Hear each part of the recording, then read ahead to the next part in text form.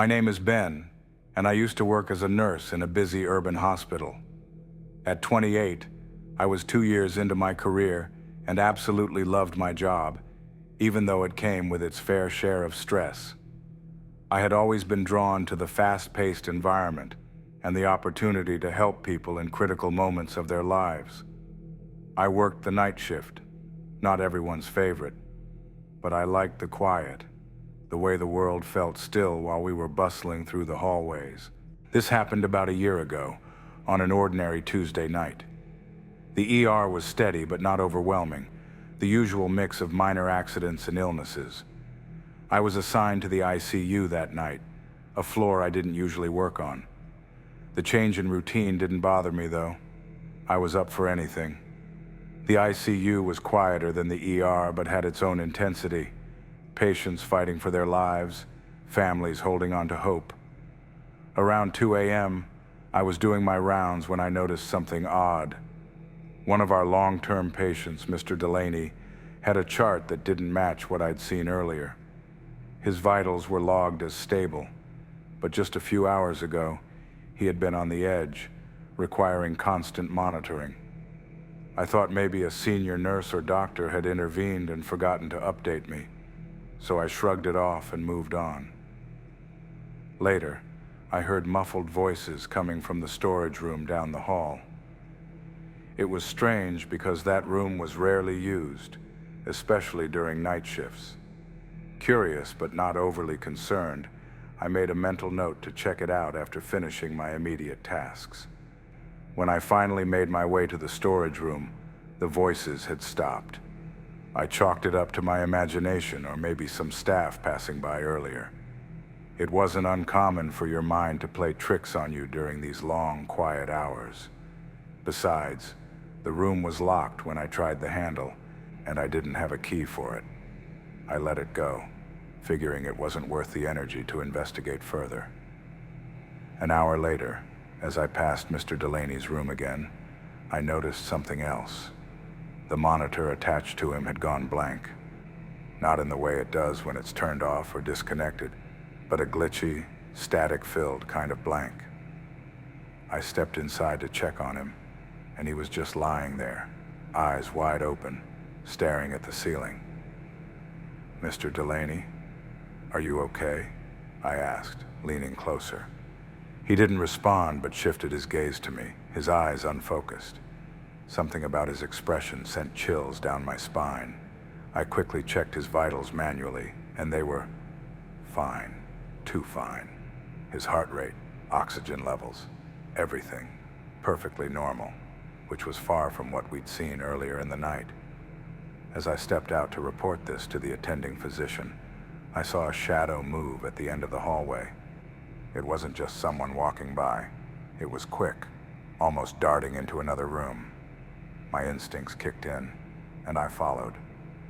I'm not sure what I expected to find, but when I entered the room, it was empty, except for a single bed, stripped of sheets, and the faint smell of antiseptic hanging in the air. I started feeling like I was losing it. Was I overtired? Seeing things? Before I could process it further, I heard a noise behind me, a low, raspy whisper that seemed to come from nowhere and everywhere at once. "You shouldn't be here." I spun around, heart pounding, but no one was there. My first instinct was to call security, but I hesitated. What would I even say? That I heard a creepy whisper in an empty room? Instead, I decided to check the storage room again. This time, the door was ajar. Inside, the room was cluttered with old equipment and unused supplies. And then I saw it. A patient chart lying on the floor, one that didn't belong there. It had Mr. Delaney's name on it, but the notes were wrong.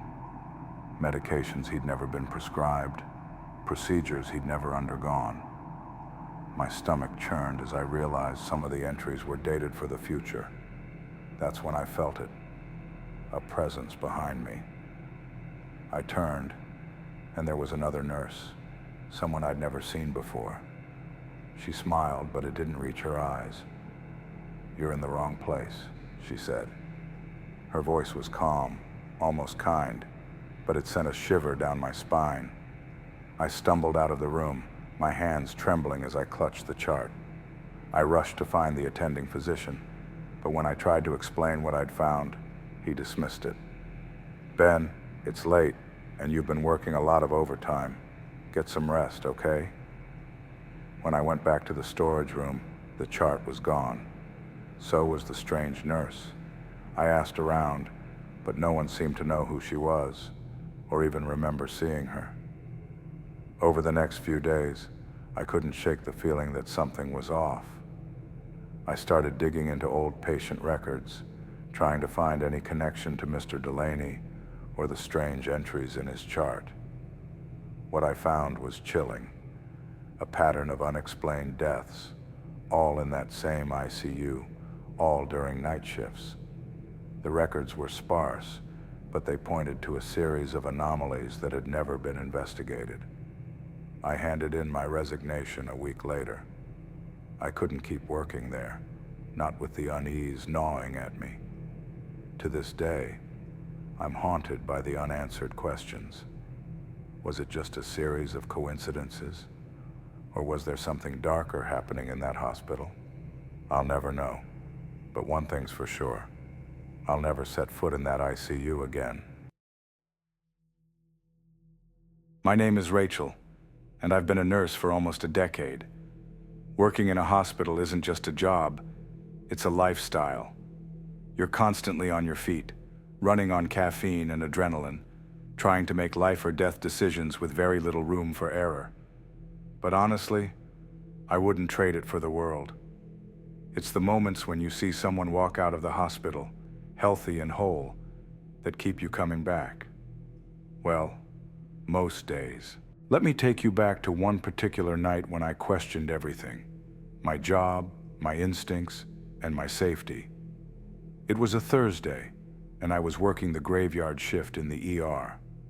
If you've ever worked in emergency medicine, you know the night shift attracts its own breed of chaos. We call it the witching hour, because that's when the strangest cases roll in. I'd already dealt with a man who tried to superglue a cut shut and glued his hand to his leg in the process, a teenager who thought swallowing a coin was a cool party trick, and a car accident victim whose injuries were thankfully minor. Around midnight, a call came in over the intercom. Code Gray, West Entrance. Code Gray meant a combative patient or visitor, and it wasn't unusual. Hospitals see their fair share of people at their worst, and tempers can flare. I grabbed a coworker, Ethan, and we headed to the entrance.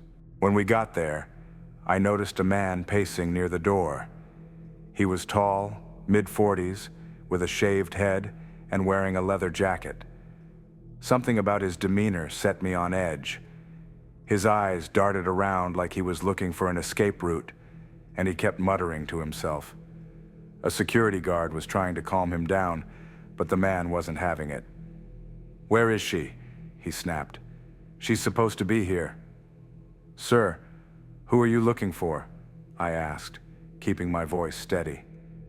Sometimes just showing a little compassion can diffuse a situation. "My wife," he said. "She called me, said she was here. I need to find her." The guard shook his head. "No one matching that description has come through tonight. Are you sure she's here?" The man's face darkened. "Are you calling me a liar?" Ethan and I exchanged glances. Something wasn't adding up. The man's aggression wasn't typical of someone who'd simply lost track of a loved one. It felt off. But before we could probe further, the man turned and stormed off into the parking lot. The guard assured us he'd keep an eye on things, and we returned to the ER. About an hour later, I was restocking supplies when I heard a commotion near the triage desk. I rushed over and saw the same man, now with blood on his hands, yelling at the receptionist. "I told you she's here. She's hurt. Do your damn job and find her." The receptionist, Carla, looked pale. "Sir, please lower your voice. We're trying to help, but you need to give us more information." He slammed his fist on the counter. "I'll find her myself then." And before anyone could stop him, he bolted past the desk and into the restricted area. Security was called, but the guy was fast. Ethan and I followed him down the hallway, calling for him to stop. He turned a corner, and when we caught up, he was standing outside one of the exam rooms, staring at the door like he expected it to open on its own. The sight of him just standing there, breathing heavily, sent a chill down my spine. "Sir, you can't be here," Ethan said, stepping forward. The man didn't respond. Instead, he reached into his jacket, and my heart stopped. For a split second, I thought he was going to pull out a weapon, but it wasn't a gun or a knife. It was a photo. "She's in there," he whispered, holding the picture up. It was of a woman, mid-30s, with dark hair and a bright smile. "I know she's in there." Ethan tried to calm him down while I slipped into the room. It was empty, just a standard exam room with a stretcher and some basic equipment. No sign of the woman in the photo. "Sir," I said gently, stepping back into the hallway. "This room is empty. Maybe we can sit down and go over the details again." The man's face twisted with rage. "You're lying," he shouted. "You're hiding her from me." Before we could react, he lunged at Ethan. A full-on scuffle broke out, and I scrambled to hit the panic button on the wall. Within seconds, more security arrived, and they managed to subdue him. As they cuffed him, he kept screaming about his wife, insisting we had her locked away somewhere. After things calmed down, the police arrived to take him into custody. That's when we learned the truth. The man's wife had been admitted to the hospital, but 3 years ago. She'd been a victim of domestic violence, and he was the perpetrator. She'd survived, but had gone into hiding after her release, and he'd been searching for her ever since. The blood on his hands, it wasn't his. He'd attacked someone in the parking lot, mistaking them for a hospital staff member who knew too much. The police assured us they'd handle it, but I couldn't shake the feeling of unease. That night, after my shift ended, I sat in my car for a long time, staring at the empty parking lot.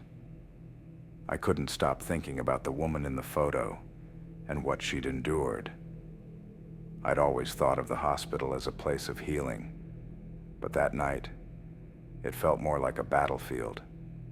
And I realized that sometimes, the wounds we can't see are the ones that cut the deepest. To this day, I don't know if the man ever found his wife, or if she's still out there, living in fear. But I do know one thing. That night changed the way I see my job. It's not just about saving lives. It's about protecting them too. I'm writing this to share the most unsettling experience of my life, hoping it resonates with someone out there. This happened about 3 years ago when I worked as a night shift nurse in a medium-sized hospital in a quiet suburban town. At the time, I was 28, fresh out of my advanced training, and ready to make a difference. Nursing wasn't just a job to me, it was a calling. I valued compassion, diligence, and the privilege of being there for people during their most vulnerable moments. But what happened that night made me question everything. It was a Tuesday night in early fall, and things were unusually slow. Most of our patients were stable, and my colleagues and I were joking that we might actually get a chance to sit down for once. I was assigned to the ICU that evening, which housed 6 patients. The ICU wasn't eerie during the day, but something about its silence at night always gave me chills. The way monitors beeped sporadically, echoing down the hall, was enough to make anyone feel uneasy. Around 1 a.m., I was reviewing charts when I noticed something odd. One of the patients, an older gentleman named Mr. Tanner, who had been heavily sedated and unresponsive for days, was sitting upright in his bed, staring at me through the glass panel of his room. It startled me because he wasn't supposed to be awake, let alone able to sit up. I walked in and gently asked, "Mr. Tanner, is everything okay?" He didn't respond. His eyes, though open, seemed unfocused. I checked his vitals, which were stable, and tried talking to him again. Nothing. I chalked it up to some sort of reflexive movement and gently laid him back down, securing his restraints to prevent any accidents. As I left, he mumbled something under his breath that sounded like, "He's watching." I froze for a moment but then shook it off. Patients say strange things all the time, especially when under heavy medication. Still, something about the way he said it felt off. An hour later, I heard the sound of something metallic hitting the floor.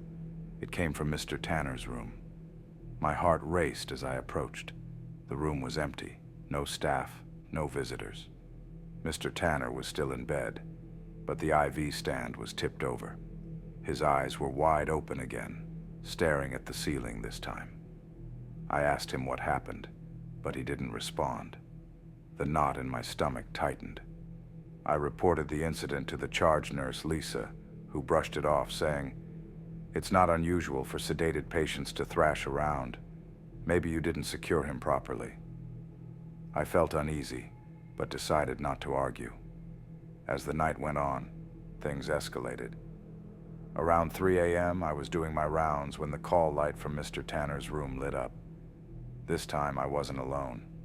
Another nurse, Kevin, came with me. When we opened the door, we both froze. The room was freezing cold, so cold that we could see our breath. The thermostat read 70 degrees, but it felt like we had stepped into a freezer. Kevin and I exchanged nervous glances before walking to the bed. Mr. Tanner's sheets were pulled up over his face, as if someone had tucked him in. I pulled them down to check on him, and his lips moved again. This time the words were clearer. "He's here." "Who?" I asked, but he didn't respond. His monitor suddenly flatlined, and we sprang into action, calling a code blue. Despite our efforts, he passed away within minutes. The whole situation was surreal. The rest of the night passed uneventfully, but I couldn't shake the feeling that something was deeply wrong. When I reviewed his chart in the morning, I noticed a detail I had missed earlier. Mr. Tanner had been admitted after a failed suicide attempt. He had written in his note that he was being haunted by a dark figure. That's when I started piecing things together. The night Mr. Tanner passed, one of the monitors in the adjacent room captured motion. When we reviewed the footage, we saw a shadowy figure moving from Mr. Tanner's room into the hallway. It wasn't shaped like a person. It was taller, thinner, and almost translucent. The timestamp on the footage matched the time of Mr. Tanner's death. I took this to Lisa, who shrugged it off as a technical glitch, but Kevin later confided in me that he'd seen the figure too, standing at the end of the ICU hallway, staring into Mr. Tanner's room. We never talked about it again. That was the night I decided to leave hospital work. I couldn't ignore what I had seen and experienced. I started working in a private clinic where things were quieter and more predictable. But every now and then, I think about Mr. Tanner's final words. "He's here." Was it a hallucination? A manifestation of his mental state? Or was something truly sinister lurking in that hospital? I'll never know for sure, but I'll always wonder. If you like these stories, please don't forget to like this video, subscribe to the channel, and click the bell to listen to new stories from Mr. Fear every day. Thank you for watching.